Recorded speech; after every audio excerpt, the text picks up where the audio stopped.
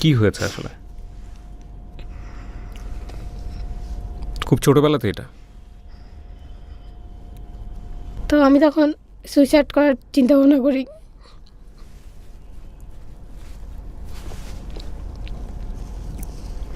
কোন ক্লাসে আপনি তখন? ক্লাস 8-এ। ও মাই গড। জিএসসি ছিল আমাদের, জিএসসির পরপরই এই সিদ্ধান্তটা নেই যে আমি সুইসাইড করব। আমি যে এই হাতগুলো কেটেছিলাম, যে আমি ধারণা ছিল যে হাত কাটলেই মানুষ মারা যায়। What a story, what a story. আমি ভাবি না শেষের দিকে এত অল্প সময় এতগুলা বাঁক। আমি জানি না ক্যামেরাতে আসতেছে কিনা, বারবার আমার গা শিউরে উঠতেছে। আমার নাম আরিফা জাহান বিথি।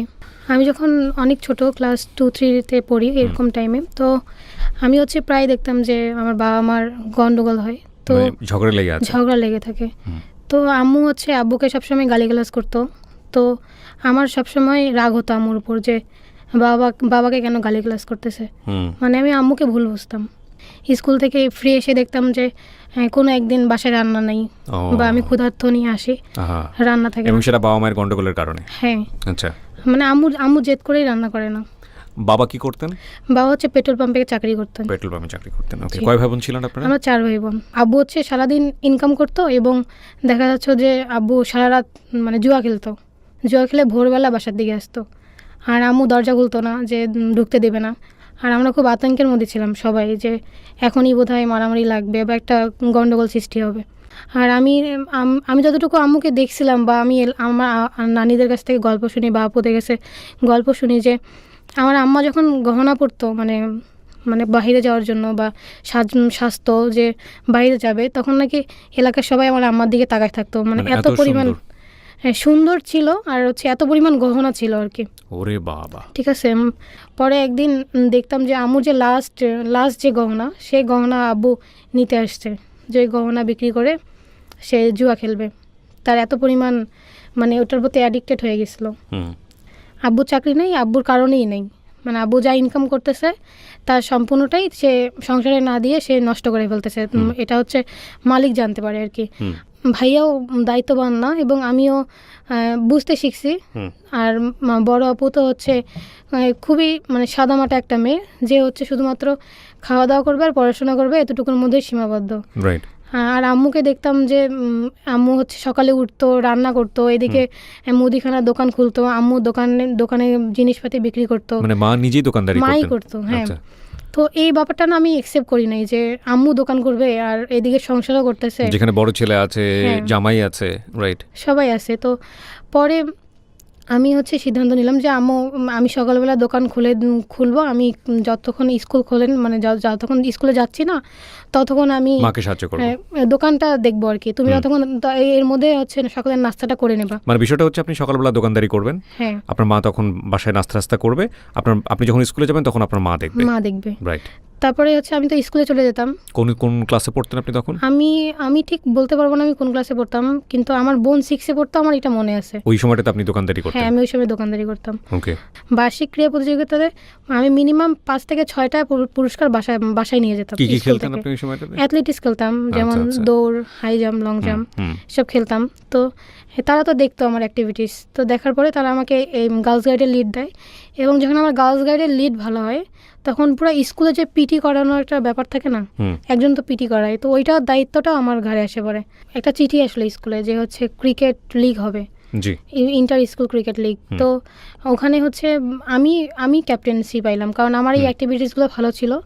যেদিন খেলা সেদিন আমার টিমের হচ্ছে আমি একাই ব্যাটসম্যান এক সাইড থেকে খেলতেছি, আর বাকি যারা আছে আসতেছে, মানে নার্ভাসে চলে যাচ্ছে, মানে এক সাইড থেকে আমিই ধরেছিলাম। মানে এটা কি মেয়েদের ক্রিকেট ছিল? মেয়েদের ক্রিকেট। ওকে। আপনি তখন ক্লাস 6-এ পড়েন? ক্লাস 6-এ আমি। Very interesting. ওকে। তারপরে হচ্ছে স্কুলে হচ্ছে আমার প্রতি মাসের বেতন প্রতি মাসে আমি দিতে পারতাম না। কেন? বাসা থেকে তো দিত না। হ্যাঁ, আজকে যদি মাসের বেতন চেতাম, তা বলতে কালকে দেবো। এইভাবে করে 2-3 মাস হয়ে যেত আর কি। আপনি চাইতেন কার কাছে? আমার কাছে, বাবার কাছে। মানে মার কি সামর্থ্যটা ছিল না? না, ছিল না। হ্যাঁ আচ্ছা। মানে আমাদের সংসারটা তো ওই দোকানটা দিয়েই চলতেছে। ও, তো আমাকে কিভাবে আর বাকি পড়াশোনা ভাই বোন করাবো? পড়াশোনা আর করতো না ভাইয়াকে তো হচ্ছে খুব ভালো কোয়ালিটির স্কুলে পড়ানো হয়েছে। ওই সময় আপনার বড় ভাইকে? হ্যাঁ ভাইয়াকে। ওর যা চাই সবকিছু ঠিক আছে, হ্যাঁ ওর সবকিছু ঠিক আছে, যে ও যেন মানুষ হয়।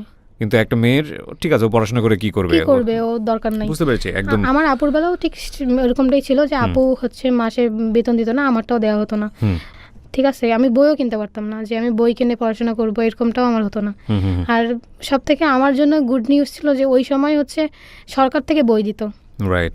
কিন্তু গাইড কিনতে হতো।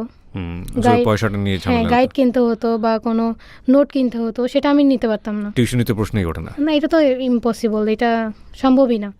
আমার যে ড্রেসটা, স্কুলের যে ড্রেস, সেই স্কুলের ড্রেস আমি ক্লাস 6 থেকে ক্লাস 9-10 পর্যন্ত, মানে এসএসসি পর্যন্ত ওটা চালিয়ে নিছি।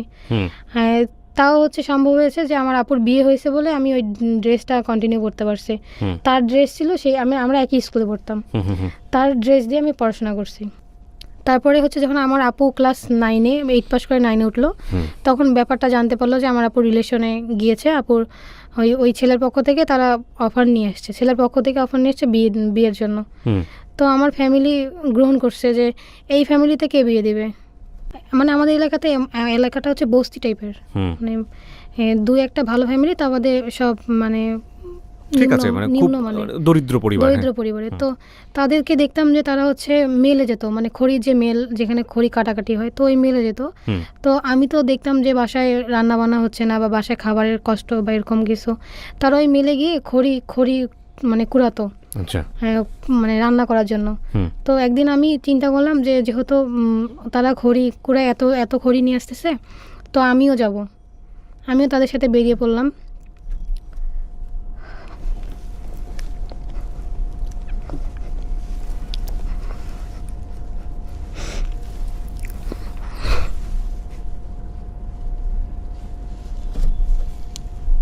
কি হয়েছে আসলে? খুব ছোটবেলাতে এটা ঠিকই টাইম, আপনি একদম নর্মাল, আপনার যদি কাঁদতে ইচ্ছে করে আপনি কাঁদেন, কোনো সমস্যা নেই। হ্যাঁ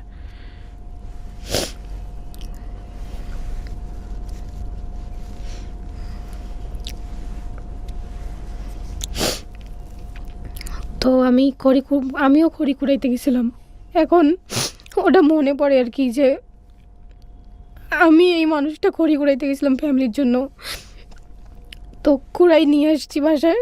তো আম্মু আমাকে প্রচণ্ড মারছে যে তুমি কেন গেলা, হুম তোমার কি দরকার ছিল, বাবা মান সম্মান নষ্ট করছে, এখন তুমিও করতেছো। ওই তো আমি প্রথম তো- মান সম্মান নিয়ে ধারণা হয়। হ্যাঁ আর কি, হ্যাঁ আমি তো বুঝতাম না যে সংসার কি, কিন্তু আমি এটা জানতাম যে আমি পরিশ্রম করে আমার পরিবারকে খাওয়াবো। ওই ছোটো থেকে আমি এটাই করে আসছি, আমার পরিবারের জন্যই করে আসছি। আমি সবসময় ভাবতাম যে আমার আম্মা যেন সুখে থাকে, হুম আমার আম্মা যেন একটু হাসে।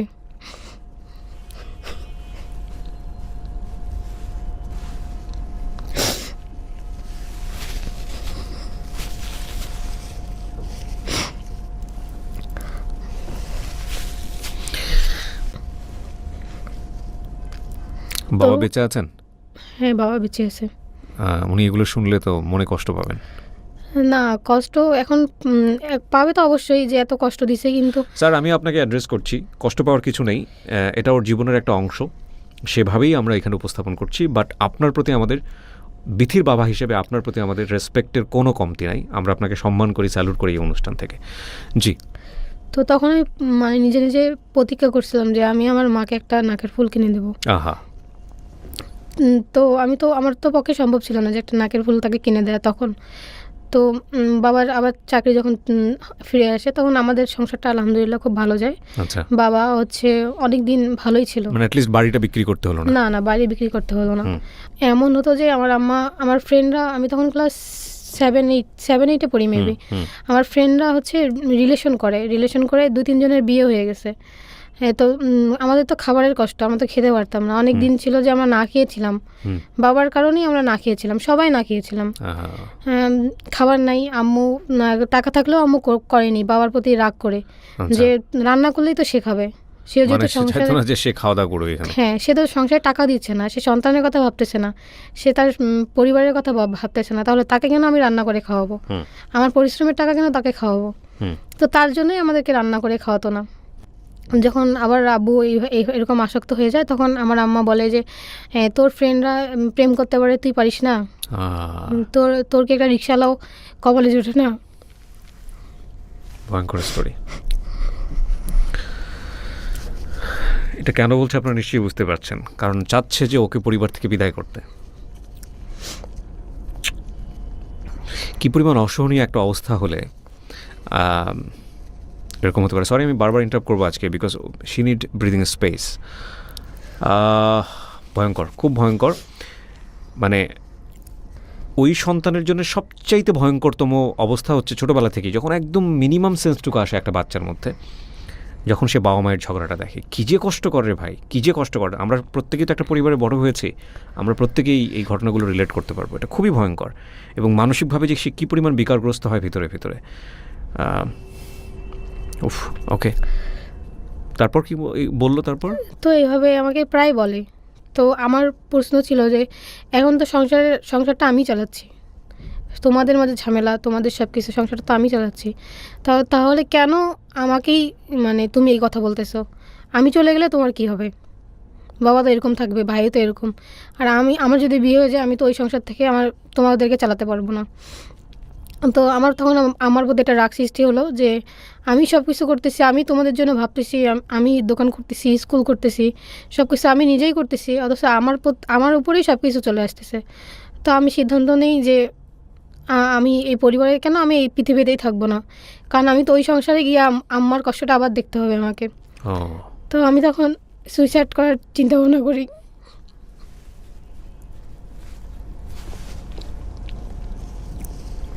কোন ক্লাসে আপনি তখন?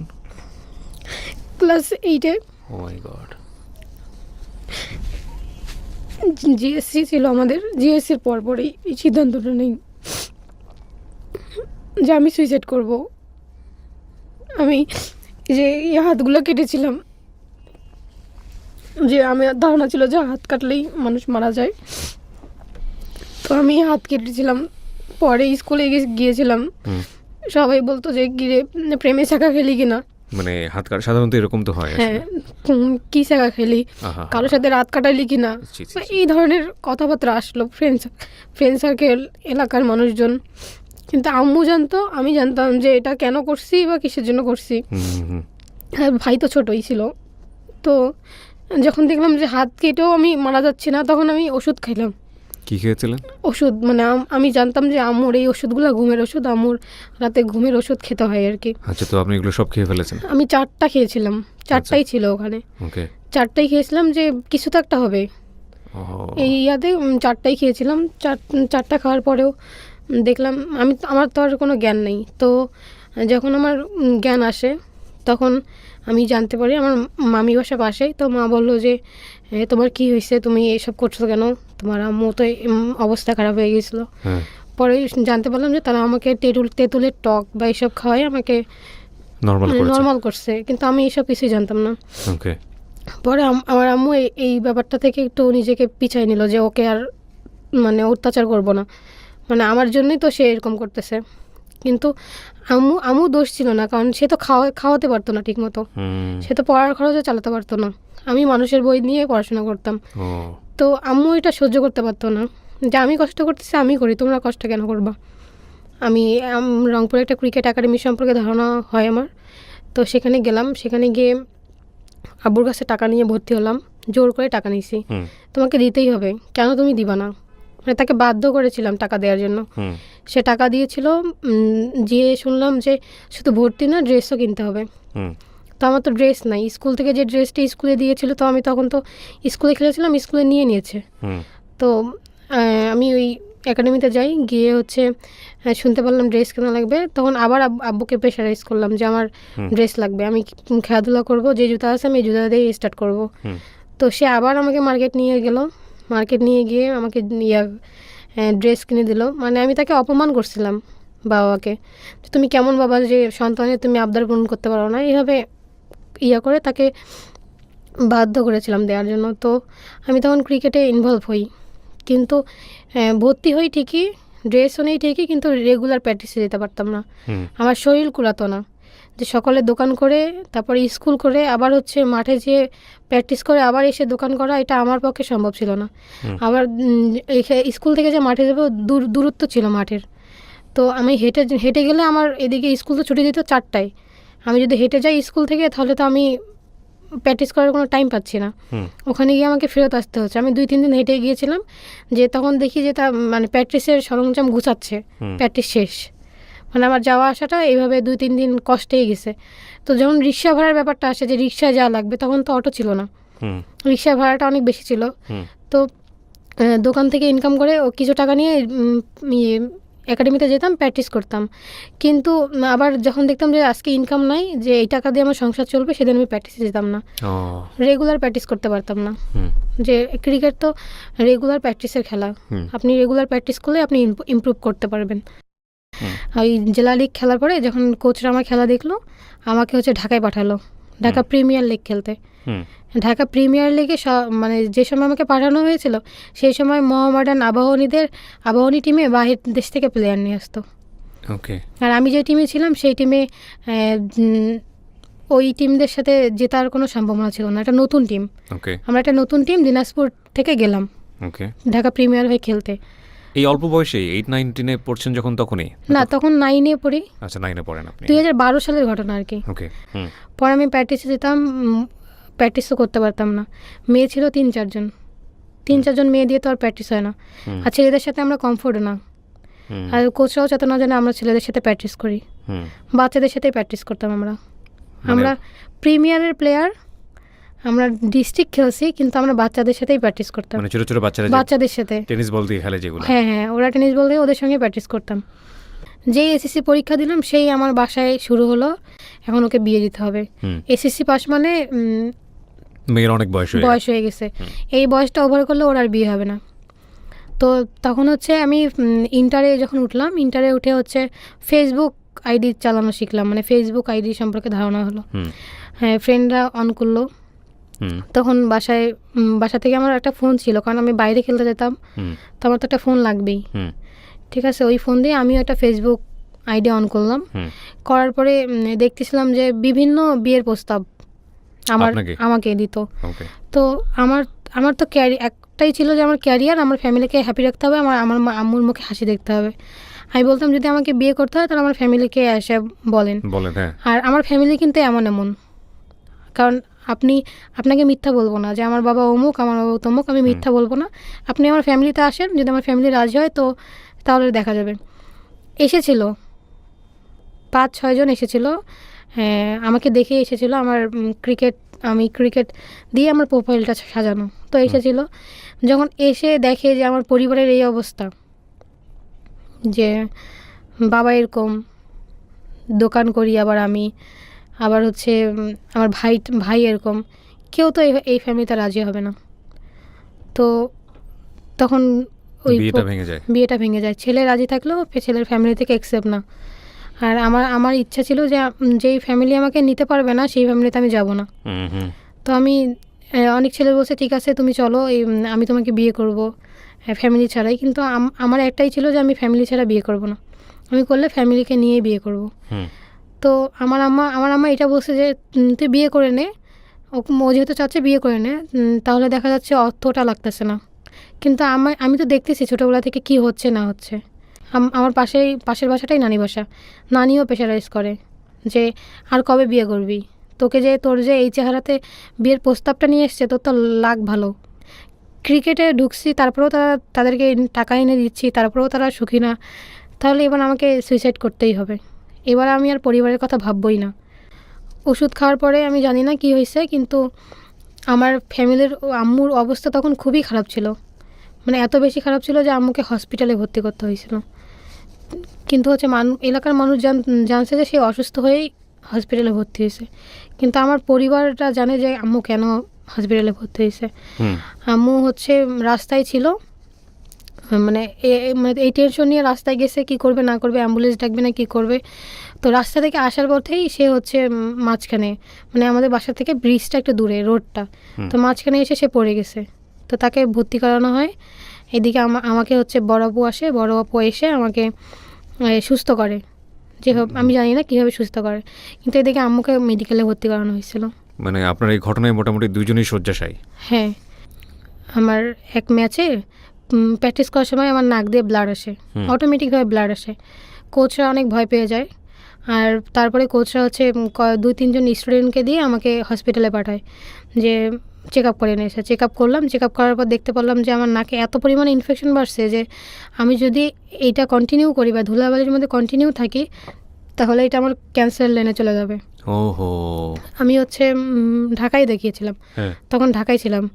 আর যেহেতু এই কথা বলছে, আমি তো এটা লুকাতাম, লুকিয়ে হলেও আমি খেলতাম, খেলাটা আমি শেষ করে যেতাম, যেহেতু আমি খেলতে আসছি। আর সে আমার সাথে পাঠিয়েছিল প্লেয়ারদের, তারা তো জেনে গেল ব্যাপারটা, তারা তো গিয়ে অবশ্যই বলবে। তারা গিয়ে ওখানে বলল যে বিথির এই সমস্যা, আর তো আমাকে খেলতে দেবে না। কোনো টিমই তো চাইবে না যে, মানে জীবনে একটা কিছু ধরে বেঁচেছিলেন সেটাও চলে গেল। তো যখন আমি জানতে পারলাম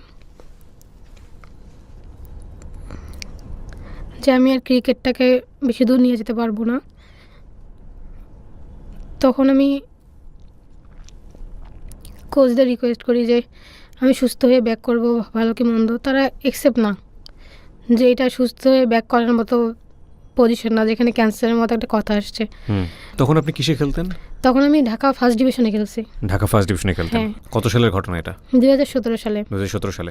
পয়েন্ট করবেন এখানে, পয়েন্টটা হচ্ছে এটাই, একটা মানুষ যার জন্ম হয়েছে এমন একটি জায়গাতে, এমন একটি পরিস্থিতিতে বা পরিবেশে যেখান থেকে কোনো কিছু করাটাই খুব ডিফিকাল্ট, কারণ ওখানে আছে বিভিন্ন ধরনের প্রতিবন্ধকতা।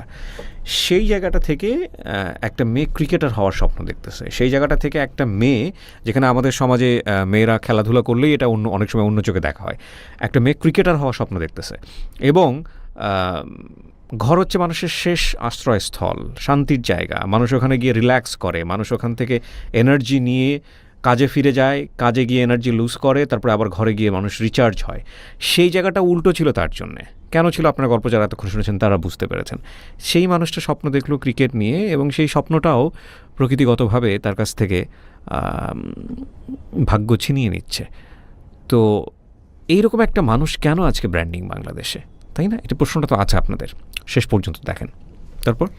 তারপরে তো আমার 2 বছর কেটে যায়, মানে ক্রিকেট ছেড়ে দেওয়ার 2 বছর। ভাইয়া আমি এত মেন্টালি প্রেশারে ছিলাম, ফ্যামিলিগতভাবে আমার স্বপ্ন নষ্ট হয়ে গেছে, সেটা ডিপ্রেশনে চলে গেছিলাম। মানে আপনি তখন কি লেখাপড়াও বন্ধ? না, লেখাপড়া চলতো। কোন ক্লাসে পড়ছিলেন তখন? আমি তখন এসএসসি কমপ্লিট করে ইন্টার পড়ছেন, মানে সেকেন্ড ইয়ার, ফার্স্ট ইয়ার না সেকেন্ড ইয়ারে পড়ছেন। ওকে। আমাদের দোকানটাও বন্ধ হয়ে যায় বাবার জন্যই, যে তার যখন চাকরি চলে যায় তখন সে সারাদিন বাইরে থাকলেও রাতে এসে ক্যাশে যা টাকা থাকতো নিয়ে আবার সে বেরিয়ে যেত। আচ্ছা। পরে ইন্টারে যখন আমাদের হচ্ছে সেশনের ফি দিতে হয়, আমার কাছে সে টাকাটা ছিল না। আমার ফ্রেন্ড আছে একজন যে খেলাধুলা করে, ওকে জানানোর পরে হচ্ছে তাকে বলি যে আমার টাকার প্রয়োজন, কি করব। সে আমার খুবই ভালো ফ্রেন্ড ছিল, এখনও আছে। আমি তার এই ঋণ কখনো শোধ করতে পারবো না। সে আমাকে টাকা দেয় ইন্টারে রেজিস্ট্রেশন করার জন্য। হ্যাঁ, সে টাকা দেয়। তার ফ্যামিলি জানে কিনা আমি জানি না, হয়তো বা আমার এই ভিডিওর কারণে জানতে পারবে। সে আমাকে টাকা দেয়, আমি সেই টাকা দিয়ে ইন্টার কমপ্লিট করি। কিন্তু কোনো বই ছিল না ইন্টারে। এলাকায় হচ্ছে একটা মেয়ে ছিল, তাদের পরিবারের অবস্থা খুবই খারাপ, কিন্তু তার পরিবার চায় যে হচ্ছে তার মেয়ে যেন পড়াশোনা করে। তার কাছে আমি গেলাম, যার কাছে আমাদের যাওয়ার কোনো প্রশ্নই ওঠে না। তার কাছে গেলাম, যেয়ে বললাম বইটা দাও, আমি লিখে আবার তোমাকে দিয়ে দেবো। সে আমাকে বই দেয়। বই দেওয়ার পরে আমি সেই পরীক্ষা দেই, পাশ করেছি। রেজাল্ট ভালো না, কিন্তু পাশ করেছি। কিন্তু রেজাল্টের দিনে আমি সব থেকে ভেঙে পড়লাম যে যার বই নিয়ে আমি পড়াশোনা করলাম সে ফেল করছে, আমি পাশ করছি। এটা আমি অ্যাকসেপ্টই করতে পারছিলাম না। সে যদি পাশ করতো আমার মনের মধ্যে একটা শান্তি হতো। আমার খালি মনে হচ্ছে যে আমি বই নেওয়াতেই কে তার কোনো ঘাটতি সৃষ্টি হলো, আমি বই নেওয়াতেই কি সে ফেল করলো, এরকম মনে আসে আর কি। হ্যাঁ, জানতে পারলাম যে হচ্ছে ডিগ্রিতে ভর্তি হলে একটা মানে 3 মাস পর একটা টাকা দেয়, ঠিক আছে। যেহেতু পড়াশোনা আমি অনার্সে পড়তে পারবো না, অনার্সে পড়লে একটা খরচ আছে, তো যেহেতু ওই টাকাটা দেয় আমি এই টাকা দিয়ে তাহলে ডিগ্রিটা কমপ্লিট করতে পারবো। আমি এই জন্যই ডিগ্রিতে ভর্তি হওয়া। কিন্তু আমার ইচ্ছা ছিল যে আইন নিয়ে পড়াশোনা করা, যে আমি খেলাধুলা করলেও আমি ল নিয়ে পড়াশোনা করব, কিন্তু অর্থের কারণে তো এই স্বপ্নটা পূরণ হয়নি। তারপরে হচ্ছে যখন আমি খেলাধুলা 2017 সালে শেষ করে দেই, মানে শেষ হয়ে যায় আমার খেলাধুলা, তখন আমার পরিবারকে দেখার জন্য তো আমাকে কিছু করতে হবে। আমি চেষ্টা করি তখন জব খোঁজার, অনেক জায়গায় হচ্ছে জবের জন্য সিভি দেই, অনেককে জানাই, ফেসবুকে অনেকে পরিচিত তাদেরকে জানাই যে আমার জব দরকার। তো তারা বলে যে এইটুকু বয়সে কেন জব লাগবে, কিসের জন্য জব কেন, তখন তাদেরকে তো বিস্তারিত বলতে হয় যে আমার ফ্যামিলির প্রবলেম এটা। তো কয়েকজন ছিল এরকম যে আমাকে জব দিবে সত্য আছে, যে তাকে যদি আমি সময় দিই, গিভ অ্যান্ড টেকের যে ব্যাপারটা এখন আসে সেই ব্যাপারটি চলে আসে, যে তাকে যদি আমি সময় দিই তাহলে সে আমাকে জব দিবে। হ্যাঁ, আমার টাকা পয়সার কোনো অভাব হবে না, আমার যে পরিবারের অশান্তি এই অশান্তিও থাকবে না, আমাকে দরকার হলে স্কুটি কিনে দেবে, এরকম অফার দেয়? অফার দিয়েছিল, চাকরি দেবে, একটা ভালো বন্ধু হতে হবে, তার বন্ধু প্রয়োজন, এইভাবে বলেছিল আর কি আমাকে। কয়েকজন বলেছিল, কারণ তারা তো আমার অভাবের কারণটা জানতে পারতেছে, চাকরিটা আমার কেন দরকার উইকনেসটা জানতেছে, সে কারণে এই ধরনের অফার দিয়েছে। ওকে। তারপরে আমি সিদ্ধান্ত নিলাম যে আমি জব করব না, ফোন আছে, ফোনটা দিয়ে আমি অনলাইনে কাজ করতে পারবো। আমি তাদেরকে দেখছি যে তারা অনলাইনে কাজ করতেছে, তো তারা বললো ঠিক আছে তুমি কপি পেস্টের কাজ করো, অনলাইনে কপি পেস্টের কাজ। তো আমি রাতে, ওগুলো হচ্ছে রাতে করতে হয়, পরে আমি রাতে ওই অনলাইনে কাজ করি, সারা রাত ধরে অনলাইনে কাজ করি। আমি ওই টাকা বাসায় দিচ্ছি, বাসায় দিয়ে জমাইছি যে আমার একটা স্কুটির খুবই প্রয়োজন, বিভিন্ন জায়গায় যেতে হচ্ছে আমাকে, কথা বলতে হচ্ছে আমি খুব মানে ওইটা অনেক কষ্ট করে ওই টাকাটা জমাই আর কি, স্কুটি কেনার জন্য। যেহেতু বাংলাদেশে কোনো মেয়েদের ক্রিকেট একাডেমি নাই, আমি ক্রিকেট একাডেমিতে যাওয়ার সময় কী কী সমস্যায় ফেস করছি আমি সেগুলো উপলব্ধি করার চেষ্টা করলাম, যে আমাদেরকে ছেলের সাথে প্র্যাকটিস করতে দিত না, তারাও একটা ভয় থাকতো যদি একটা মেয়ের কিছু হয়ে যায়, বা কোনো ফ্যামিলি দেখা যাচ্ছে 2-3 দিন একটা মেয়ে আসতেছে একাডেমিতে, এসে সে আর আসতেছে না, কেন আসতেছে না, ছেলেদের সাথে প্র্যাকটিস করতে হচ্ছে। একটা ড্রেসের ব্যাপার আছে, ধর্মের একটা ব্যাপার আছে, যে এই মেয়েগুলোর বাসা থেকে ড্রেস পরে আসবে, এসে প্র্যাকটিস করবে। তো আমি যেই প্রবলেমগুলো ফেস করছি, হ্যাঁ, আবার হচ্ছে অর্থের একটা ব্যাপার আছে, ক্রিকেট কিন্তু হিউজ পরিমাণ টাকার খেলা, মানে আপনাকে খরচ করতে হবে, একটা ব্যাটের দাম হিউজ পরিমাণ, কথাই কিন্তু আছে যে ক্রিকেট রাজার খেলা। তো আমি অর্থের কারণে কিন্তু আমি রেগুলার প্র্যাকটিস করতে পারতাম না, বা মাসের যে বেতনটা পরে আমাকে কোচরা নেয় নাই, কিন্তু অনেকের তো নিয়েছে, কিন্তু অনেকের স্বপ্ন আছে যে হচ্ছে ক্রিকেটার হবে, অর্থের কারণে হতে পারছে না, একটা ভর্তির একটা টাকা লাগে, একটা হচ্ছে গিয়ে ড্রেসের টাকা লাগে, সরঞ্জাম কিনতে হয়, তো একটা বড় ধাক্কা হয় প্রথমেই। তো যেহেতু এগুলো হচ্ছে, সেহেতু আমি একটা নিজে ক্রিকেট একাডেমি দেবো, আপনার এরকম একটা চিন্তা ভাবনা মাথায় আসে। কিন্তু আমার কাছে এটা মাথায় আসে আপনার চিন্তা, এটা হচ্ছে 19 সালের শুরু, 2019 সালের শুরুর দিকে আপনার মাথায় আসে আপনি একটা ক্রিকেট একাডেমি দিবেন ফর গার্লস। হ্যাঁ, গার্লস। ওকে। তো আমি সিদ্ধান্ত যেহেতু নিছি, বাসায় জানাইছি। আপনি তখন একটা স্কুটি কিনেছেন ওই সময়টা? না, তখন স্কুটি কেনা হয়নি। আচ্ছা। আমি বাসায় জানাই যে আমি একটা একাডেমি দেবো, তখন আমার পরিবার বলল তুমি তো তামসা শুরু করছো, আজকে এটা কালকে ওটা, অনলাইনে কাজ করতেছো, এটাই করো, একাডেমিতে দেওয়ার তো দরকার নেই, আর তুমি কীভাবে খোলাবা, এতগুলো মেয়েরা আসবে প্র্যাকটিস করবে একা একা, তো তোমার তো একটা হেলথ কন্ডিশন আছে, তুমি তো ট্রিটমেন্টের উপরে আছো। যেই সময় আমি প্ল্যানটা নিয়েছি সেই সময় আসলে একটা বিয়ের প্রস্তাব, ছেলে এনজিওতে জব করে ভালো পোস্টে, সে যেমনই হোক না কেন তাকে বিয়ে করতে হবে, সে আমার বাসায় এসছে, পছন্দ করছে, আমার পরিবার রাজি, আর আমিও বলছি যেহেতু আমার আপুর রাজি হয়ে গেছে, তো ঠিক আছে আমি বিয়ে করবো, আমার একাডেমি দেওয়ার দরকার নেই। তো 2 দিন আগে হচ্ছে ছেলেরা বললো যে আমাদের মেয়ে পছন্দ হয়েছে, আমাদের অমুক জিনিস দিতে হবে, ঠিক আছে। আম্মু বললো যে ঠিক আছে তাহলে জমি আমরা কিন্তু স্থানীয়, আমাদের 4 শতকের মধ্যে একটা জমি আছে, ওই জমির 1 শতক বিক্রি করে দিয়ে আমার বিয়েটা দিবে। তো ছেলেরা যা আবদার করবে দিব, ছেলে ভালো, নেশাপানি করে না, ভদ্র।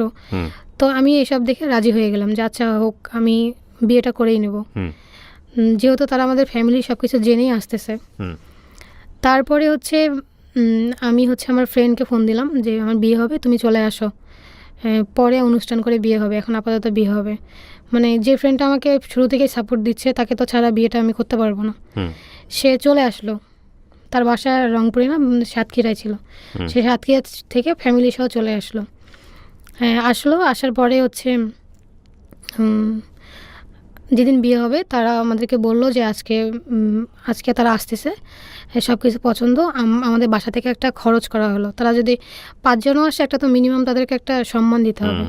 ভালো একটা খরচ করলো, আমার আপু দুলাভাই মিলে ভালো খরচ করলো, করা হয়ে গেছে, আমাদের সব গুছানো হয়ে গেছে। তারপরে হচ্ছে ছেলেরা আসবে, ফোন দিল যে আসতেছে, অর্ধেক রাস্তায় চলে আসছে।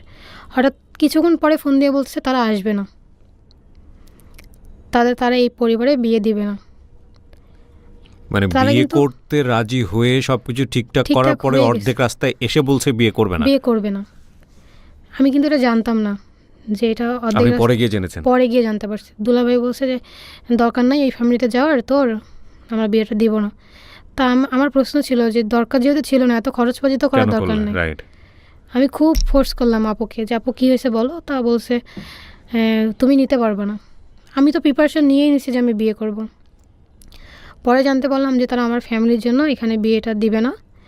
আর ছেলেও কালো হয়ে যাচ্ছে, মেয়েও কালো হয়ে যাচ্ছে, দুই কালো একসাথে বিয়ে হলে এইভাবে কথা আসছে আর কি। তো এরকম একটা ধাক্কা হলো। আমি কিন্তু আমার সবাইকে বলে দিয়েছি, আমার ফ্রেন্ড সার্কেলকে, যে আজকে আমার বিয়ে, আজকে তো বাসায় অনুষ্ঠান করে হচ্ছে না, তো যখন অনুষ্ঠান হবে তোরা আসিস। সবাইকে বলা হয়ে গেছে। তো সবাই রাজি, সবাই আমার সাথে করতেছে যে ছবি দিস, করিস, বিয়ের ছবি তুলিস, সবাইকে বলিস। মানে এরকম আমি এটা মেন্টালি প্রিপারেশন নিয়ে নিছি যে আজকে আমার বিয়ে হবে। আমাকে বোঝাচ্ছিল যে যা হয়েছে এসব বাদ দাও, যেটা চিন্তা ভাবনা করছো ওটা করো। সবাই বোঝাচ্ছে যে ঠিক আছে এবার তুমি ক্রিকেট একাডেমি করো। তারা বুঝতে পারছে যে আমি ভেঙে গেছি। আমি তাদেরকে বলেছিলাম আমাকে লোন করে দাও, তারা রাজি না যে আমাকে লোন করে দেবে, যে 20,000 টাকা আমাকে লোন করে দাও, আমি একাডেমি দিয়েই দেখিও আমি স্পন্সর জোগাড় করে আমি টাকাটা পরিশোধ করে দেবো। যে না, কোনো একাডেমি দিব না, এটাও যে লং টাইম থাকবে বা এটাও যে আমি কন্টিনিউ করতে পারবো এরও না।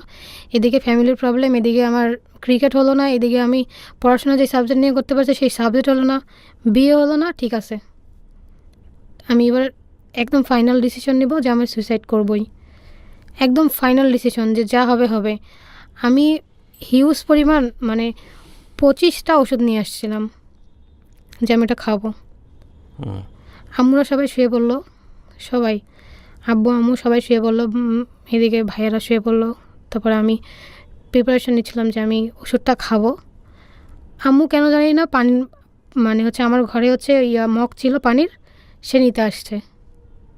মা বলে গেলে কী হচ্ছে, কী হয়েছে, চিল্লাই উঠলো, আব্বুকে ডাকলো। জুয়েলের আব্বু, আমার বড় ভাইয়ের নাম জুয়েল, চলে আসো। আব্বু হুড়হুড় করে চলে আসলো। আসার পরে সে যখন দেখলো তখন আম্মু আমাকে প্রচণ্ড মারলো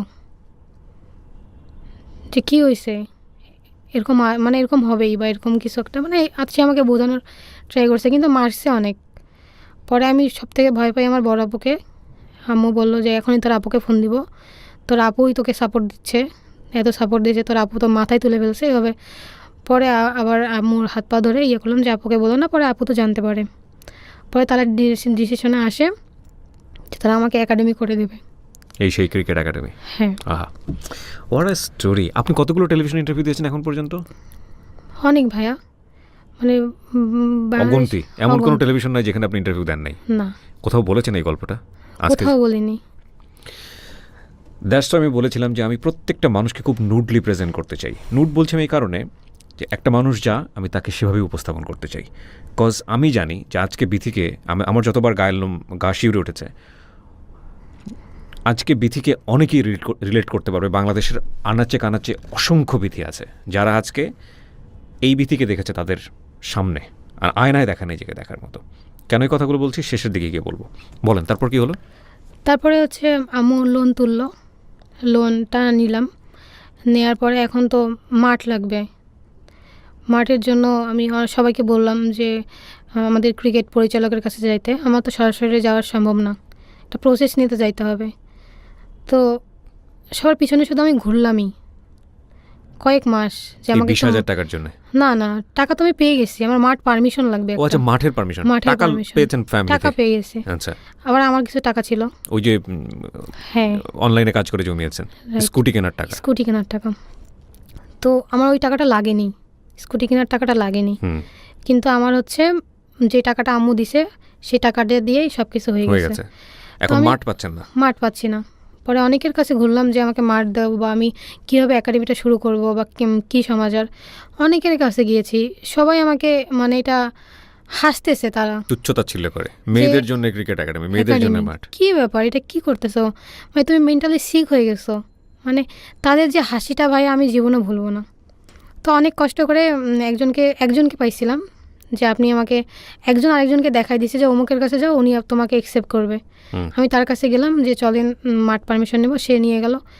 শুধুমাত্র গেলাম, স্যারকে আমার প্রস্তাবটা দিলাম যে স্যার আমি এরকম একটা কাজ করতে যাচ্ছি। স্যার একবারের জন্য না ভাবেনি। কোন স্যার এটা? এটা হচ্ছে অ্যাডভোকেট আনারুল স্যার। উনি কে দায়িত্বে ছিলেন? হ্যাঁ, ক্রিকেট বোর্ডের পরিচালক, রংপুরের? রংপুরের। ওকে ওকে। মাঠ এটা কোন পারমিশন, মাঠ? এটা স্টেডিয়াম, রংপুর স্টেডিয়াম মাঠ। রংপুর স্টেডিয়াম মাঠ। হ্যাঁ, আচ্ছা, রংপুর ক্রিকেট গার্ডেন আছে, কিন্তু রংপুর ক্রিকেট গার্ডেনেই মানে সব ছেলেদের একাডেমি, ওকে। ওখানে মেয়েদের নিয়ে প্র্যাকটিস তার মানে করাটা একটু রংপুরের difficult ইতিহাসে হয়ে যাবে। প্রথম হচ্ছে কোনো একটা মেয়ে একটা ক্রিকেট একাডেমি, বাংলাদেশের, এটা বাংলাদেশের ইতিহাসে প্রথম। বাংলাদেশের, মানে আজ বাংলাদেশে পর্যন্ত কেউ করেই নাই। কেউ একাডেমি, মেয়েদের একাডেমি, তাও আবার সম্পূর্ণ বিনামূল্যে ক্রিকেট একাডেমি, যেখানে মেয়েরা সম্পূর্ণ বিনামূল্যে প্র্যাকটিস করবে। ওকে, বলেন তারপর। তারপরে মাঠ পারমিশন পেলাম। হুম পাওয়ার পরে এখন তো একটা উদ্বোধন করতে হবে। হুম উদ্বোধন করতে গেলাম, মানে সব অ্যারেঞ্জমেন্ট হয়ে গেছে, কোন কোন গেস্টকে আমি প্রধান অতিথি করব, কি করব, তারপর তারা আসলে তাদেরকে কি খাইতে দেবো, মেয়েরা কোথায় বসবে। আমার তো 30টা মেয়ের মতো রেডি হয়ে গেছে অলরেডি। আচ্ছা, কাদেরকে পেলেন কোথায় এরা? এদেরকে আমি স্কুলে গিয়েছিলাম। ও স্কুলে গিয়ে বলেছেন যে হ্যাঁ, আমরা এরকম করতে চাই? আমি একটা লিফলেটও বানিয়েছিলাম। আচ্ছা, তো সবাই যে- আসলো? হ্যাঁ, বিনামূল্যে কথা শুনে সবাই আসছে। বিউটিফুল। যে আপনি বিনামূল্যে করবেন কিভাবে? এগুলো তো খরচের প্রয়োজন। অনেক খরচের প্রয়োজন। এই টাকাটা ছিল, আমি জানি যে এই কাজটা করলে আমাকে সাপোর্ট দিবে, কেউ না কেউ দাঁড়াবে এই পাশে। কনফিডেন্সটা আমার ছিল, খুব পরিমাণ ছিল। মানে কেউ না কেউ আসবে। আচ্ছা, তারপরে আমি সব অ্যারেঞ্জমেন্ট করলাম যে আগামীকাল উদ্বোধন। আজকে রাতে মানে বিকালের দিকে আমি কিন্তু অতিথিদেরকে দাওয়াত দিয়ে দিছি, অতিথিরা চলে আসবে। ডিসি তারপর হচ্ছে পুলিশ কমিশনার স্যার, সবাইকে, বড় বড় মানুষদেরকে আমি দাওয়াত দিছি। আমাকে একজন লিঙ্ক আপ করে দিছে যে ওদেরকে দাওয়াত দাও, তোমার জন্য ভালো হবে, মেয়েদের একাডেমি। সব করা হয়ে গেছে। বিকালের দিকে আম্মু হঠাৎ অসুস্থ হয়ে পড়লো, তাকে হসপিটালে নিতে হলো এমার্জেন্সিভাবে। তাকে দেখার মতো আমি ছাড়া কেউ নেই। পরে আমার একাডেমির ওই উদ্বোধনটা ক্যান্সেল করে দিতে হলো। সবাই বলল যে আধা ঘন্টার জন্য এসো, উদ্বোধনটা করে দিয়ে যাবে, এত কিছু করছো, এত সাংবাদিকদেরকে তুমি ইনভাইট করছো, তুমি আসো। এটা রিয়েলি টাফ, বড় বড় পার্সোনালিটি। কিন্তু আমার কথা হচ্ছে, যেই মানুষটা এত কিছু করলো, তাকে ছাড়া আমি উদ্বোধন করব? It's a beautiful story. এই বিথিরা বাংলাদেশের গ্রামগঞ্জে আনাচে কানাচে ছড়িয়ে আছে। You can portray the story actually. মানে ওদেরকে যদি খালি পেট্রোনাইজ করা যায়, একজন বিথি হয়তো ক্রিকেট একাডেমি নিয়ে কাজ করছে, একজন বিথি হয়তো এসএমইর কোনো একটা প্রজেক্ট নিয়ে কাজ করছে, একজন বিথি হয়তো বা সমাজসেবামূলক অন্য কোনো একটা বিষয় নিয়ে কাজ করছে। এদের ভেতরে যে কাইন্ড হার্ট, এদের ভেতরে যে অসাধারণ, ও মাই গড, এই হচ্ছে Bangladesh. That is why this show name is branding Bangladesh. তারপর কি করলেন আপনি? তারপরে প্রোগ্রাম ক্যান্সেল করে দিলাম। করে দিলেন? হ্যাঁ, একদম ক্যান্সেল করে দিলাম। বিলিভ মি, আমি হলে পারতাম না। আমি আমার আম্মুকে ছাড়া আমি প্রোগ্রাম করব না। তো ক্যান্সেল হওয়ার পর কি হলো? ক্যান্সেল করলাম, করার পরে আমি সবাইকে বললাম আমি একটা সময় নিয়ে আবার আমি উদ্বোধন করব। তারপরে হচ্ছে দ্বিতীয় দিন দেখলাম যে আম্মুর হেলথ কন্ডিশন ভালো, আম্মুকে আমরা নিতে পারবো বাসায়। পরে আমি বললাম যে 26 তারিখের মতো একটা ডেট দিলাম, অক্টোবরের 26 তারিখে, এই তারিখে করব। কিন্তু তখন আর সেই টাইম ডিসি স্যার যেহেতু একবার একটা টাইম দিয়ে দিছিল যে এই টাইমে আমাকে টাইম আসবে না, হ্যাঁ স্বাভাবিক। তো স্যার আর আসতে পারলো না। কিন্তু স্যার তো হচ্ছে আমাদের জেলা ক্রীড়া সংস্থার সভাপতি, সে থাকলে আমার জন্য বেটার। সে আর আসতে পারলো না, সে বললো আমি তোমার পাশে আছি, তুমি করো। পরে আমি উদ্বোধন করলাম। আনারুল স্যার যখন আসছে আমাদের উদ্বোধনের দিনে, এসে বলছে এই মেয়ে এতগুলো মেয়েরে কই পাইছো? কোন স্যার এটা? অ্যাডভোকেট আনারুল স্যার, যিনি যিনি আপনাকে পারমিশন পারমিশন দিয়েছে, দিয়েছিল? তিনি আমাকে বলতেছে যে এরা কি সবাই প্র্যাকটিস করবে? আমি বললাম জি স্যার। তিনিও কিন্তু, আমি কিন্তু তাকে বিনামূল্যের কথাটা বলিনি। আমি যখন পারমিশন নিছি তাকে বিনামূল্যের কথাটা বলিনি, মানে আমি এটা মাথায় আনি নাই। তার কাছে জাস্ট মাঠ পারমিশন নেওয়া দরকার, তার কাছে নিয়েছি।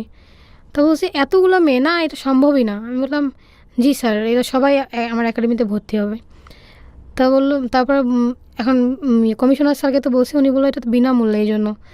তখন সে বললো এই জন্যই তো এত মেয়ে পাইছো। সে খুবই ইমপ্রেস। সে এখন বলছে যে আমাদের যে কোচরা আছে সেই কোচদের দ্বারাই দরকার হলে প্রশিক্ষণ দেওয়া হবে। তো আপনি যখন একাডেমি করলেন তখন আপনার মাথায় কি ছিল? আপনি কোচ কোথায় পাবেন? আমি নিজেই প্রশিক্ষণ করাবো, যতটুকু আপনি জানেন যতটুকু জানি করাবো। আচ্ছা। আর আমি হচ্ছে অনেক কোচকে ইনভাইট করেছিলাম, যারা আমার সাপোর্টে ছিল তারা আসছে, যারা এটাকে হাসায় উড়াই দিছে তারা লজ্জায় আসতে পারে নাই। শেষ পর্যন্ত আপনি শুরু করছি। আপনি শুরু করলেন কত সালে? 2019 সালের অক্টোবর মাসে, 26শে অক্টোবর। তার মানে এই আপনার সামনেই আপনার হচ্ছে 1 বছর পূর্তি হতে যাচ্ছে। তো এরপরে মিডিয়ার খোঁজ খবর পেলো কিভাবে? তারপরে হচ্ছে আমি প্রথম প্রোগ্রামের দিনে তাদেরকে দাওয়াত করেছিলাম, আর আমিও জানতাম না যে এটা বাংলাদেশের প্রথম একাডেমি। আচ্ছা। তারা জানতে পারলো যে রংপুরে একটা একাডেমি হচ্ছে। আমি লিখেছিলাম যে রংপুরে মেয়েদের জন্য, এই প্রথম রংপুরে বিনামূল্যে মেয়েদের জন্য ক্রিকেট একাডেমি। তারা এই জন্য আসছিল। পরে তারাই জানতে পারে যে এটা বাংলাদেশের প্রথম একাডেমি। হ্যাঁ, খোঁজ খবর করেছে আপনার সঙ্গে এবং সবখানেই আপনি মোটামুটি ইন্টারভিউ দিয়েছেন। আমি এই কথাটা বলতে চাই যে যখন আমাদের বাসায় মিডিয়া আসা শুরু করলো, মানে আমার একাডেমিতে, তখন আমার আব্বু একদম ভালো মানুষ হয়ে গেল। ভয়ে? হ্যালো স্যার, যে আই এম জাস্ট কিডিং। সম্মান, আমার মেয়ে একটা জায়গায় গেছে, যা হয়েছে ভুলে যাই, আমি একটা, মানে আমার মেয়ের সম্মানটা রাখবো। This is the point, realisation. এই জন্য আমি বলি, আমার একটা অনুষ্ঠান আছে রেডিওতে, সিক্রেটস, যে কোনো মানুষই খারাপ না, সিচুয়েশন তাকে বাধ্য করে। প্রত্যেকটা মানুষের মৃত্যুর আগ পর্যন্ত ভালো হওয়ার সম্ভাবনা আছে। আপনার বাবা চেঞ্জ হয়ে গেল, ভাইয়া চেঞ্জ হয়ে গেল, সবাই চেঞ্জ হয়ে গেল, অ্যান্ড আমার লাইফ স্টাইলই চেঞ্জ হয়ে গেল, পুরো লাইফস্টাইল চেঞ্জ হয়ে গেল। আপনি সমাজের মধ্যে একজন তখন একটা রিকগনাইজড পারসন। আপনার গ্রামকে মানুষ আলাদা করে চিনল, যে গ্রামে কখনো কেউ যায় না। হ্যাঁ, এবং সেই গ্রামে মিডিয়া যাচ্ছে, আপনার ইন্টারভিউ হচ্ছে, আপনি সবার মধ্যে আলাদা হয়ে গেলেন। সবাই তখন অন্য চোখে দেখা শুরু করলো। প্রথমে কিন্তু হচ্ছে আমাদের দেশের কোনো মিডিয়া আমার বাসায় যায়নি। আচ্ছা। আমেরিকা থেকে একটা মিডিয়া জানতে পারে যে আমার দুজন আসছিল, যারা ফরেনার আর কি, আপনার এখানে আমাদের বাসায় গাড়ি নিয়ে আসছিল।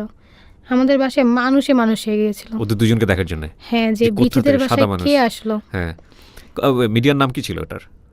আমার মনে নাই আসলে। আচ্ছা। আমি এখনো নিউজটা পাইনি। ওকে। নিউজটা পাইনি। হচ্ছে একটা স্কুল আছে, যে স্কুলে মেয়েদেরকে সম্পূর্ণ বিনামূল্যে পড়াশোনা করা হয়। ওই স্যার আসছিল বাংলাদেশে, উনি আমেরিকা থেকে ওই স্কুলটা চালায়। তো উনি হচ্ছে ওদেরকে ইনভাইট করেছিল। হ্যাঁ, তারপরে উনি নিয়ে আসছে। আচ্ছা, তো ওনারা এসে আপনার ইন্টারভিউ করেছে? ইন্টারভিউ নিয়েছে। আচ্ছা। নেওয়ার পরে এলাকায় তো একটা হয়ে উঠে গেল যে এই পরিবার। হ্যাঁ, আবার আমাকে তারা বলছিল যখন একাডেমি দেবো, যে টিনের চাল দিয়ে পানি পড়তেছে, খাইতে পারে না, আবার একাডেমি দিচ্ছে, মাদার তেরেসা হয়ে গেছে, এইভাবে নেগলেক্ট করে কথাবার্তা বলছে। কিন্তু যখন তারা আসলো, তাদের ধারণা চেঞ্জ হয়ে গেল, এবং আমাদের এলাকাতে যে মেয়েগুলোর বাল্যবিবাহ হলো, তাদেরকে তাদের বাবা মা বলতেছে জীবনে কি করলি, বিধির মতো হয়ে দেখ। বিউটিফুল, বিউটিফুল, অসাধারণ। মাত্র 1 বছর, এখনই স্টার্ট। প্রথম কথা হচ্ছে যে শুরু করাটা কঠিন, শুরু করা খুবই কঠিন। শুরু একবার করে ফেললে রাস্তা বের হয়ে যায়। হ্যাঁ, আমরা বিশ্বাস করি এটা বাংলাদেশের প্রথম, সেদিক থেকে আপনি পায়োনিয়ার, কিন্তু এটা অনেক দিন অনেক দূর যাবে। আচ্ছা, আপনি ইকোনমিক সাপোর্টের জায়গায় কতটুকু হেল্প পেয়েছেন চারপাশ থেকে? তারপরে হচ্ছে সবাই যখন জানতে পারে, জেলা ক্রীড়া অফিস থেকে আমাকে গিয়ার্স দেয়। খুলনা থেকে আমাদের স্যার পিলু স্যার, যিনি মোহামেডানের কোচ, উনি জানতে পারে, উনি বল থেকে শুরু করে সব কিছু পাঠিয়ে দেয়। বাহ। পাঠিয়ে দেওয়ার পরে আমি স্টার্ট করি। তারপরে ছিল না হচ্ছে আমার একাডেমিতে হচ্ছে ট্রাঙ্ক ছিল না। ট্রাঙ্ক মানে জিনিসগুলো রাখার জন্য। ওকে, হ্যাঁ। আমি বস্তাতে করে করে নিয়ে আসতাম, মানে বস্তাতে করে গিয়ার্স নিয়ে মাঠে আসতাম। কি নিয়ে আসতেন? মানে আমাদের খেলার যে সামগ্রীগুলো, গিয়ার্স, বাসা থেকে বস্তাতে করে নিয়ে আসতাম। তো আমার ভাইকে নিতে, আমার ভাই খুব লজ্জা পেত, বস্তাতে করে এমনি কীভাবে যাবো। পরে একজনকে বললাম যে আমার একটা ট্রাঙ্কের দরকার, আমাকে সে তার নাম বলতে নিষেধ করছে। তো সে বলল যে ঠিক আছে, আমি তোমাকে একটা অ্যামাউন্ট পাঠাচ্ছি, কত টাকা দাম? আমি বললাম এমন দাম। পরে হচ্ছে সে একটু লেট করে পাঠাইছে, কিন্তু তার আগে আমার বড় আপু বললো বড় ট্রাঙ্কের বেশি দাম, তুই তো এত কম দাম বলছিস, হবে না, আমার ঘরের বড় ট্রাঙ্কটা নিয়ে নে। বড় ট্রাঙ্কটা নিল, আর যেই টাকাটা দিবে সেটা দিয়ে আমাকে ছোটো একটা ট্রাঙ্ক কিনে দিস তুই, বা না দিলেও হবে, এভাবে বললো আর কি। আমি বড়পুর কাছে ট্রাঙ্ক চাইনি, তাকে যখন বড় সেটা- ট্রাঙ্ক দিয়ে দিয়েছে আপনাকে। হ্যাঁ ট্রাঙ্ক দিয়ে দিল। আপনার এই যে ব্যাট বল বা বাকি যেগুলো লাগে সেগুলো সবই এখন এই যে মানুষের ডোনেশন বিভিন্নভাবে আপনি কালেক্ট করেছেন। হ্যাঁ কতজন মেয়ে আছে আপনার এই একাডেমিতে এখন? 250 জন মেয়ে। 250 জন? হ্যাঁ, এটা অনেকে বিশ্বাস করে না, কিন্তু এটাই সত্যি। 250 জনকে প্র্যাকটিস করান? হ্যাঁ, কিভাবে করান? সবাই তো রেগুলার আসতে পারে না। আচ্ছা, কারণ হ্যাঁ। একজন মেয়ে আসতেছে 3-4 দিন খুব ভালো প্র্যাকটিস করতেছে, আর তারপর থেকে আসতেছে ঝরে না, যাচ্ছে। সে ঝরে যাচ্ছে। আবার সেই ফ্যামিলিতে যাওয়া, মোটিভেট করা যে আপনি পাঠান, একটু কষ্ট করে হলেও পাঠান, একটু অর্থ ব্যয় করেন, ক্রিকেটে ফিউচার আছে, বা এই বয়সে যদি বিয়ে দিয়ে দেন। তার মানে আমাদের মেয়েরা তো শিখতে চায় তাহলে। শিখতে চায়, মানে ওদের শেখার আগ্রহটা যে এত পরিমাণ বেশি, ওদের ড্রেসও নাই, ওরা 3 পিস পরেই চলে আসতো। আমার যে পুরাতন ড্রেসগুলো ছিল, আমি নারী ক্রিকেট দলদের বললাম যে আপনাদের পুরাতন ড্রেসগুলো আমাকে দেন, আপনারা এত ড্রেস দিয়ে কী করবেন, অযথা তো পড়ে আছে। তারা আমাকে ড্রেস পাঠালো, ওই ড্রেসগুলো আমি মেয়েদেরকে দিলাম। তো 1 বছর ধরে প্র্যাকটিস করছেন আপনারা, যখন এখানে প্র্যাকটিস করেন চারপাশ থেকে কোনো সমস্যা হয় না? পাবলিকের কোনো সমস্যা করে না? হ্যাঁ সমস্যা করে। সেক্ষেত্রে আপনারা সিকিউরিটি পান? হ্যাঁ, প্রথম দিকে হচ্ছে খুবই সমস্যা করছে। তারপর যখন ব্যাপারটি আমি সবাইকে জানাই যে ওরা হচ্ছে ডিস্টার্ব করতেছে, এরকম তো এত মেয়ে নিয়ে তো কখনো ছেলেরা দেখেও নেই, হ্যাঁ, যে এত মেয়ে আর হচ্ছে এখানে প্র্যাকটিস করতেছে বা ক্রিকেট খেলতেছে, এটা তো দেখিনি। হ্যাঁ। তা তারা হচ্ছে, আর হচ্ছে ইয়াং মেয়ে, যাই ছেলেগুলো অভদ্র, তারা তো দেখে একটু তখন কি পুলিশ প্রশাসন থেকে আপনাদেরকে সিকিউরিটি দেওয়া হ্যাঁ, হলো? তখন হচ্ছে স্যাররা মিলে একটা কন্ট্রোলে নিয়ে আসলো। বিউটিফুল। তারা এত আমাদেরকে কিছু ভেবে শুরু করেছিলেন নাকি জাস্ট স্টার্ট করে তারা দিয়েছেন? স্টার্ট করে দিছিলাম। You have to start. আপনার যদি মন সৎ থাকে, আপনি যদি একটা ভালো কাজ করতে চান, এত কিছু চিন্তা করার দরকার নেই, জাস্ট স্টার্ট করেন, দেখবেন যে সৎ থাকলে এবং ভালো কাজ হলে চারপাশ থেকে সাহায্য অটোমেটিক্যালি চলে আসবে ইনশাআল্লাহ। তো তারপর কি হলো আপনার এই আমি দেখেছি আপনার ফেসবুকে যে করোনাকালীন সময়ে আপনি কিন্তু মানুষকে সাহায্যও করেছেন বিভিন্নভাবে। এই একাডেমির নামটা কি হলো? একাডেমির নামটা হলো women's dreamer cricket academy. Women's dreamer cricket academy. হ্যাঁ। ওয়াও। তো ভবিষ্যৎ চলবে কিভাবে এখন? করোনার পরে তো এখন আবার নতুন করে শুরু করতে হচ্ছে। ভাই হচ্ছে আমাদের একাডেমিটা খুব ভালোভাবে চলতেছিল, কয়েকজন মেয়ে বেরিয়েছে যাদেরকে ফার্স্ট ডিভিশন খেলার মতো। ওকে। এই খুব শর্ট টাইমের মধ্যেই প্রিপারেশন হয়ে গেছিলো, ডেটও দিয়ে দিয়েছিলো বিসিবি যে হচ্ছে মেয়েদের খেলা স্টার্ট হবে। আমার প্রিপারেশন নেওয়া হয়ে গেছে, তাদেরকে কী দিয়ে পাঠাবো, গিয়ার্স দেবো কি। তখন করোনা চলে আসলো, সব কিছু তো বন্ধ হয়ে গেল। আমার হচ্ছে একাডেমিতে কিছু টাকা ছিল আর কি, যেই টাকাটা আমার এখন দরকার নেই। সো ওই টাকাটাই আপনি ওদের জন্য ব্যয় করেন? আমি হচ্ছে আমার আশেপাশে মানুষদের জন্য ব্যয় করি।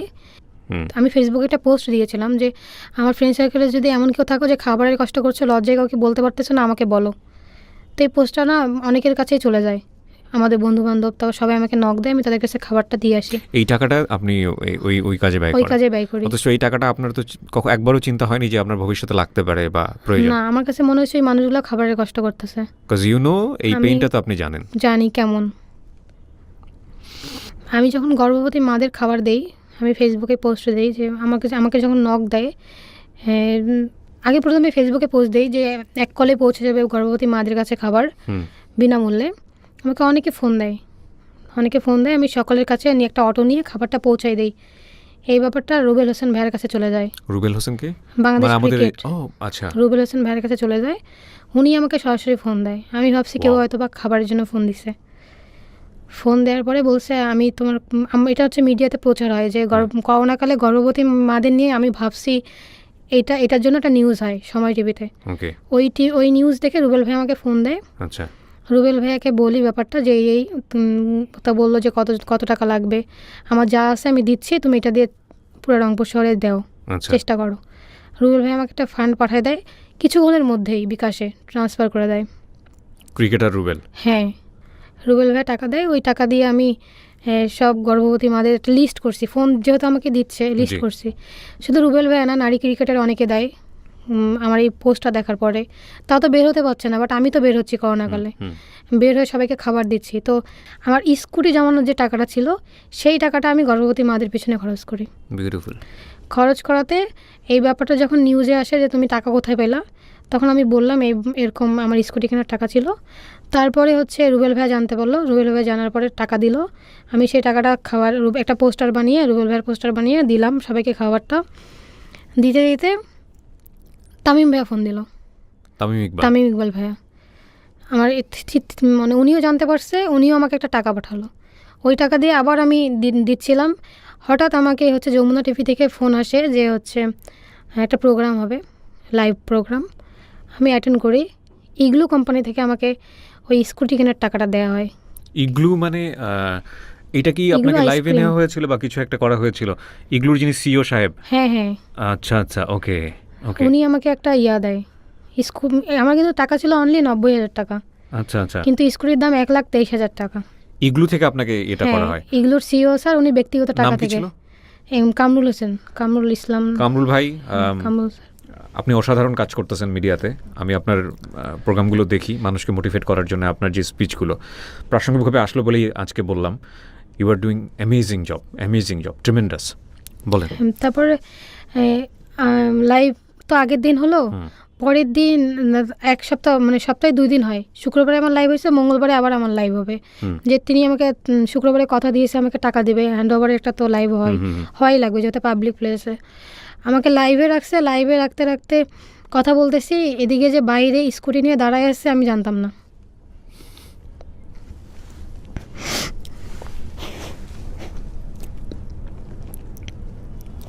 অ্যামেজিং। মানে আমার কাছে একটা সারপ্রাইজ ছিল যে এটা কখনো সম্ভব। আপনার স্কুটি নিয়ে কোথায় দাঁড়িয়েছিল? বাড়িতে? বাসার গেটের সামনে। ওয়াও, ওরা একদম ফুল তুমি অ্যাড্রেসটা বাইরে বেরো, আচ্ছা, তোমার জন্য একটা স্কুটি দাঁড়িয়ে আছে। মানে তার আগে কিন্তু হিউজ পরিমাণ সাংবাদিক আমার বাসায় চলে আসছে অলরেডি। আমার এই কার্যক্রম সারা বাংলাদেশে ছড়িয়ে গেছে এবং আমার কার্যক্রম দেখে অনেক জেলাতে এই কার্যক্রমটা শুরু হয়েছিল করোনার সময়। আমি যেই বিষয়টা বলতে চাচ্ছিলাম যে যার সাথে আমার বিয়েটা ভেঙে গেছে সেও করোনার সময় ক্ষতিগ্রস্ত ছিল। সে আমাকে ফোন দিয়েছিল তার ওয়াইফের খাদ্যর প্রয়োজন। আমি একবারের জন্য ভাবিনি। Man, this is a story. Wow, this is a story. তাদের বাসায় গিয়ে আমি খাবারটা দিয়ে এসেছি। What a story, what a story. আমি ভাবি না শেষের দিকে এত অল্প সময় এতগুলা বাক। আমি জানি না ক্যামেরাতে আসতেছে কিনা, বারবার আমার গা শিউরে উঠতেছে। তারপর কি হলো? স্ট্রাগল বলতে যদি বলেন যে আমি সুইসাইড করার চিন্তা ভাবনা করেছিলাম 3 টাইমস। হ্যাঁ, তো আমি সেই জায়গা থেকে উঠে আসছি। আল্লাহ আমাকে বাঁচিয়ে নিয়ে আসছে এবং আমি যদি এত কিছু ফেস করেও আমি এরকম একটা একাডেমি দাঁড়া করাতে পারি, এরকম অসহায় মানুষদের পাশে দাঁড়াতে পারি, তাহলে ইনশাল্লাহ আপনি যেটাই হোক না কেন, আপনি যদি প্রেমে ব্যর্থ হয়ে থাকেন বা আপনার পরিবারের এরকম সমস্যা, আপনি স্টেট থাকেন, আপনার সব কিছু যদি ঠিক থাকে তাহলে আপনি এগিয়ে যেতে পারবেন। আমি এই মেসেজটা দেওয়ার জন্যই আসছি। অসাধারণ। আপনি নেক্সট লাইফ নিয়ে কি চিন্তা করেন? মানে ভবিষ্যৎ জীবন নিয়ে কি চিন্তা করেন? ভবিষ্যৎ জীবন নিয়ে আমার এটাই চিন্তা যে আমি যেন আমার একাডেমিতে মানে আগামী 5 বছরে যেন মিনিমাম 5 জন ন্যাশনাল টিমের প্লেয়ার বের করতে পারি, যারা হচ্ছে লাল সবুজের জার্সি পরে দেশকে নেতৃত্ব দেবে এবং আমি যেন এইভাবে মানুষের পাশে কাজ করে যেতে পারি। অসাধারণ। আবারও বলি, দ্যাট ইজ ওয়াই আমরা আজকে ধন্য হলাম যে একেবারে গ্রামীণ একটা পরিবার থেকে এই রকম একজন বিথিকে আমরা আমাদের এই অনুষ্ঠানে আনতে পেরেছি। অসাম। আমার শুধু বারবারই একটা কথা মনে পড়ছে আজকের এই অনুষ্ঠান শুনে বা আজকের এই অনুষ্ঠান দেখে, একটা নিজের উপলব্ধি, সেটা হচ্ছে একটা ইমারত দেখি আমরা না আমাদের, কিন্তু ধরেন আমাদের সামনে খুব সুন্দর একটা স্ট্রাকচার কিংবা যদি বলি একটা খুব সুন্দর বিল্ডিং কিংবা খুব সুন্দর একটা মনুমেন্ট, এই যে সুন্দরটা আপনি দেখছেন, এই সুন্দরের পেছনে অনেক স্ট্রাগলের গল্প থাকে, অনেক কষ্টের গল্প থাকে, অনেক স্যাক্রিফাইসের গল্প থাকে, অনেক পরিশ্রমের গল্প থাকে। যেই বিথিকে পুরো বাংলাদেশ চিনেছে, সেই বিথির যে ধৈর্য, যে ত্যাগ, যে পরিশ্রম, যেই কষ্ট, সেটা হয়তো আজকের আগে কেউই জানতো না পুরো বাংলাদেশের জায়গাটা থেকে, ওর পরিবারের কয়েকজন সদস্য ছাড়া। সেটাকে আমি উপস্থাপন করলাম। তার পেছনের অন্যতম উদ্দেশ্য হচ্ছে একটাই, আমাদের প্রত্যেকের জীবনেই এই বিষয়গুলো কম বেশি আছে, প্রত্যেকের জীবনে আছে। বিথির সাথে সুর মিলিয়ে এই কথাটাই বলতে চাই, বিথি যদি পারে আপনিও পারবেন। সবাই অনেক অনেক ভালো থাকুন। আজকের মতো এখানেই শেষ করছি। আসসালামু আলাইকুম।